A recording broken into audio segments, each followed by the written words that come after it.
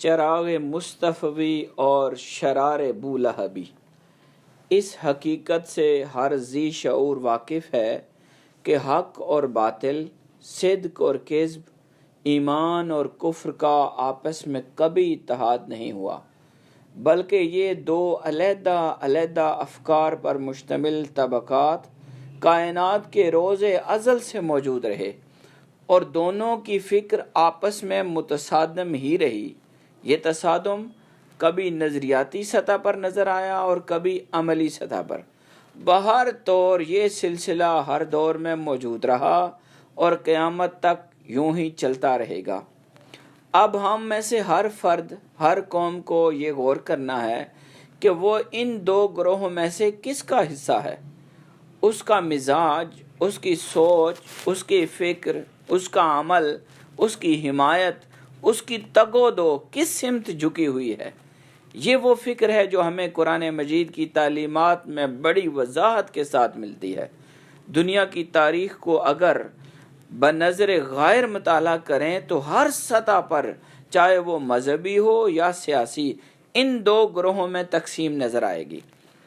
ایک اہم گروہ جو ان دونوں سے مختلف حیثیت کا حامل ہے، وہ ایسا گروہ ہے جو نہ حق کو قبول کرتا ہے اور نہ مکمل طور پر باطل کے نظریات کا حامل ہوتا ہے۔ وہ کبھی ادھر اور کبھی ادھر، کبھی ایک کو درست مانتا ہے اور کبھی دوسرے کو، ظاہراً ایک کا حامی اور باطناً دوسرے کا ساتھی ہوتا ہے۔ ایسے گروہ کو بدترین حیثیت اور ناپسندیدہ ترین مکتبہ فکر کا حامل مانا جاتا ہے۔ تاریخی عالم میں ایسے بین نظریات اور متذبذب خیالات رکھنے والے گروہ کے افراد بھی ہر دور میں موجود رہے، یوں ہی قیامت تک ایسے ہی چلتا رہے گا۔ اب دیکھنا یہ ہے کہ ہم کہاں کھڑے ہیں۔ کیا ہم حق پرست اور حقیقت کو دل و جان سے تسلیم کرنے والے اور حق کے حامی اور مددگار ہیں، یا باطل پرست، انکار حقیقت کا مزاج رکھنے والے، چڑھتے سورج کے پجاری، وقتی نفع اور عارضی فائدہ اور سطحی تعلقات کو ترجیح دینے والے، یا پھر بین نہ ادھر نہ ادھر، ظاہراً ادھر اور باطناً ادھر۔ اگر اس فلسفے کو قرآن کی زبان سے دیکھا جائے تو پہلا گروہ ایمان اور اسلام کے ماننے والوں کا ہے، حق اور حقیقت سے محبت رکھنے والوں کا ہے، سچے اور سچوں کی محبت رکھنے والوں کا ہے۔ دوسرا گروہ انکار کرنے والوں کا، باطل اور ظلم سے محبت کرنے والوں کا، ظلمت اور گناہ کی دلدل میں پھنس کر گمراہی میں اپنی متاع حیات ضائع کرنے والوں کا۔ اور تیسرا اور سب سے ناپسندیدہ گروہ ان کا ہے جو منافقانہ خیالات اور نظریات سے پیار کرنے والے ہیں، جن کے دل کچھ اور زبانیں کچھ اور بولنے والی ہیں۔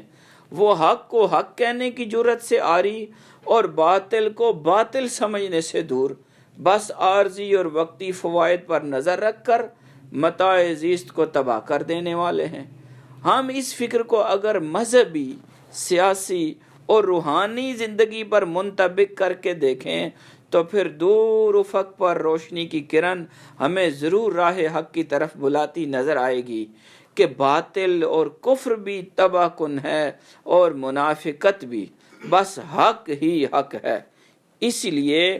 ابھی سے حق کو حق مان کر خود کو بچا لینا ہی اشرف المخلوقات ہونے پر دلیل بنے گا، ورنہ جانوروں کی مثل کل انعام بل ہم اضل، زندگی گمراہی کا شکار ہو کر ختم ہو جائے گی۔ صوفیاء کرام کی زندگیاں اسی حق پرستانہ سوچ اور فکر کی حامل اور عملی جدوجہد سے اس کی ترویج و اشاعت میں مگن نظر آتی ہیں۔ کبھی کوئی حقیقی صوفی اس سوچ سے انحراف کرتا نظر نہیں آئے گا۔ وہ ہمیشہ حق کا علم بردار، صدق کا دائی، اسے چاہے اندلس کی سرزمین پر حلاج بن کر سرے دار اپنی گردن کٹوانی پڑے، یا چاہے کربلا کے میدان میں راہ ہزیمت اختیار کر کے اپنا سارا کنبہ قربان کرنا پڑے، اور چاہے نبی رحمت صلی اللہ علیہ وسلم کی مبارک سنت مطہرہ پر عمل کرتے ہوئے اپنے گھر بار، دیس وطن سب کچھ چھوڑ کر ہجرت کی سختی برداشت کرنی پڑے، وہ کبھی راہ حق کو نہیں چھوڑتا، وہ حق پر چلتے چلتے ہی واصل بحق ہو جاتا ہے۔ اسی حقیقت کو آپ حضرت خواجہ حافظ محمد شریف خان رحمۃ اللہ علیہ، جو بانی سلسلہ کلام ہیں، ان کی ذات والا صفات ہو، یا امام الشاق بابا فضل الدین کلیامی رحمۃ اللہ علیہ، ہر دو شخصیات کی زندگیوں میں دیکھیں گے کہ انہوں نے اسی راہ حق پر علم حق بلند کرتے ہوئے اور نفس کشی اور مخلوق خدا کی خدمت اور بھلائی میں زندگیاں گزاری۔ وہ پتھر کی سلوں پر شدت کی گرمی میں لیٹ کر نفس کو راحت و آرام کی بجائے تکلیف دے کر آرام کرنا پڑے، یا اپنا گھر بار دیس وطن سب کچھ قربان کرنا پڑے، وہ اسی کام میں مشغول نظر آتے ہیں۔ بابا جی حافظ محمد شریف خان رحمۃ اللہ علیہ کی زندگی ہجرت نبی رحمت صلی اللہ علیہ وسلم کا ایک نورانی عکس نظر آتی ہے کہ انہوں نے اللہ اور اس کے رسول صلی اللہ علیہ وسلم کی رضا کے لیے اور مخلوق کی بھلائی کے لیے اپنا سب کچھ لٹا کر پٹھوار کی سرزمین کو اپنے فیضان کا مرکز بنایا۔ حاضرین، یہ صرف نادانی اور ابلہی کے سوا کچھ نہیں کہ کوئی شخص زبان سے مسلمانی کا دعویٰ بھی کرے اور عملاً کفر کی پیروی بھی کرے، زبان سے صوفیاء اور صالحین کی محبت کا دم بھی بھرے اور فکر و عمل میں منافقانہ روش کا عکاس بھی ہو، خود کو صوفیاء اور اولیاء کا خلف بھی مانے اور عملاً نفس اور شیطان کا پیروکار بن کر زندگی گزار رہا ہو،